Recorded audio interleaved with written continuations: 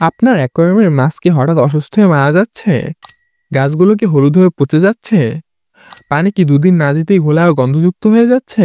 তাহলে ভিডিওটা 1 সেকেন্ডের জন্যও মিস করবেন না। কারণ আজ আমি আপনাদের সঙ্গে শেয়ার করব একটা সুন্দর, স্বাস্থ্যকর ও টেকসই অ্যাকোয়ারিয়াম বানানোর 6টা দারুণ টিপস। তাই যদি আপনার অ্যাকোয়ারিয়াম থাকে বা ভবিষ্যতে একটি সেটআপ করার পরিকল্পনা থাকে তাহলে এই ভিডিওটা শেষ পর্যন্ত দেখুন। চলুন শুরু করি। সঠিক জায়গা মানেই অর্ধেক কাজ শেষ। অ্যাকোয়ারিয়ামে স্থান নির্বাচন শুধু সৌন্দর্যের বিষয় না, এটা মাছের স্বাস্থ্য, পানি, তাপমাত্রা এবং দুর্ঘটনার ঝুঁকির সাথে জড়িত। জানালার পাশে রাখবেন না, এতে সরাসরি রোদের আলো পড়ার কারণে পানি গরম হয়ে যাবে। আর এলগির সমস্যা তো আছেই। দরজার পাশে, টিভির সামনে কিংবা যাতায়াতের জায়গায় রাখবেন না, এতে মাছ বিরক্ত বোধ করে। সাধারণত অ্যাকোয়ারিয়ামের ওজন অনেক বেশি হয়ে থাকে, তাই সবসময় সমতল মজবুত টেবিল বা র্যাকে রাখুন। আর খেয়াল রাখবেন অ্যাকোয়ারিয়াম যাতে কোনো একদিকে হেলে না পড়ে, এতে একদিকে বেশি চাপ পাওয়ার ফলে কাজ ভেঙে যেতে পারে।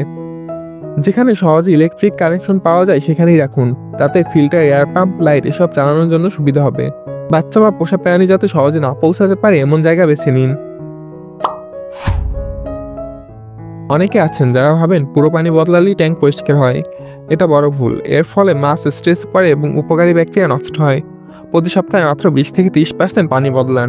ব্যালেন্স প্ল্যান্টের ট্যাঙ্ক হলে মাসে একবার বদলালেও চলবে। নতুন পানি দিলে অবশ্যই ওয়াটার কন্ডিশনার ব্যবহার করুন, না হলে অন্তত 24 ঘন্টা রেখে দিন, তারপর ব্যবহার করুন। ফিল্টার পরিষ্কার করুন প্রতি 2-3 মাসে একবার, তবে সাবান দিয়ে ধুবেন না। পুরনো অ্যাকোয়ারিয়ামের পানি দিয়ে হালকাভাবে ধুয়ে নিন। বেশি আলো, খাবার আর গরম পানিতে শৈবাল দ্রুত জন্মায়, তাই সবকিছুর মাঝে ব্যালেন্স রাখুন। দিনে 1 থেকে 2 বার খাবার দিন, এমন পরিমাণে দিন যা মাছ 2 থেকে 3 মিনিটের ভিতর খেয়ে শেষ করে ফেলে। বেশি পরিমাণে দিলে খাবার জমে গন্ধ হয়, পানি নষ্ট হয়, মাছ অসুস্থ হয়ে পড়ে। ভালো মানের ফ্লেক, প্লেট এবং লাইভ ফুড ব্যবহার করুন। সপ্তাহে অন্তত 1 দিন লাইভ ফুড দিন। রাতের বেলায় খাবার না দেওয়াই ভালো, কারণ রাতে মাছ কম সক্রিয় থাকে, ফলে খাবার থেকে যায়। গাছ মানে শুধু সৌন্দর্য নয়, সুস্থ এক পরিবেশ। সাজেস্টেড হিসাবে বালু বা গ্রাভেল হলেও চলবে, তবে নিউট্রিশন রিচ সাজেস্টেড হলে ভালো হয়। এর জন্য রুট ট্যাপ ব্যবহার করতে পারেন। দিনে 8 থেকে 10 ঘন্টা আলো দিন। কম হলে গাছ হলুদ হয়ে যাবে, আর বেশি হলে এলগি জন্মাবে। লিকুইড ফার্টিলাইজার বা রুট ট্যাপ দিন, কিন্তু পরিমিত পরিমাণে। রাতে লাইট বন্ধ রাখবেন, গাছের ও মাছের বিশ্রাম প্রয়োজন। গাছ ফটোসিনথেসিস করে, অক্সিজেন ছাড়ে, যা মাছ গ্রহণ করে বেঁচে থাকে। সব মাছ গাছের সাথে মানিয়ে চলে না, কোনো মাছ গাছ খায়, আবার কোনো মাছ গাছ তুলে ফেলে। যেসব মাছ প্ল্যান্টেড অ্যাকোয়ারিয়ামে রাখা ভালো তা হলো গাপ্পি, প্ল্যাটি, মলি, মিয়ন, কার্ডিলিয়াল, টেট্রা, বেট্টা। যেসব মাছ প্ল্যান্টেড অ্যাকোয়ারিয়ামে না রাখাই ভালো, গোল্ডফিশ, এরা গাছ খায় এবং ট্যাঙ্কে অনেক নোংরা করে।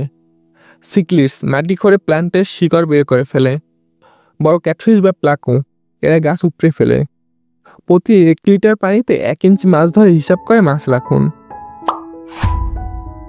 সব মাছ একসাথে রাখা যায় না, কারো স্বভাব শান্ত, কারো বা আক্রমণাত্মক। গাপ্পি, প্লাটি, টেট্রা, ড্যানিও এসব মিলিয়ে রাখতে পারেন।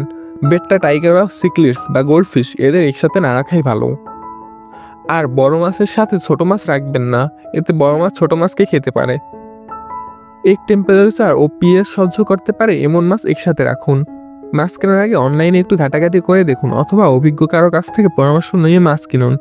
কখনো দোকানদার যে মাছ ধরিয়ে দিবে তা নিয়ে বাসায় চলে আসবেন না, ভেবেচিন্তে মাছ কিনুন। আপনি যদি এই নিয়মগুলো ফলো করেন তাহলে আপনার অ্যাকোয়ারিয়াম হবে সুস্থ, পরিষ্কার আর সুন্দর। ভিডিওটা ভালো লাগলে একটু লাইক দিয়ে দিন, কমেন্ট লিখে জানান আপনার অ্যাকোয়ারিয়াম এখন কোন মাছ আছে। আর যদি এখনো সাবস্ক্রাইব না করে থাকেন, চ্যানেলটি সাবস্ক্রাইব করে ফেলুন। প্ল্যান্টেড অ্যাকোয়ারিয়াম বানানোর একবারে শুরু থেকে শেষ পর্যন্ত নিয়ে আগে একটা ভিডিও করেছিলাম, ডিসক্রিপশনে লিঙ্ক দেওয়া আছে, অবশ্যই দেখে আসবেন। পরের ভিডিওতে দেখা হয়, ততদিন সুস্থ থাকুন, ভালো থাকুন। ধন্যবাদ সবাইকে।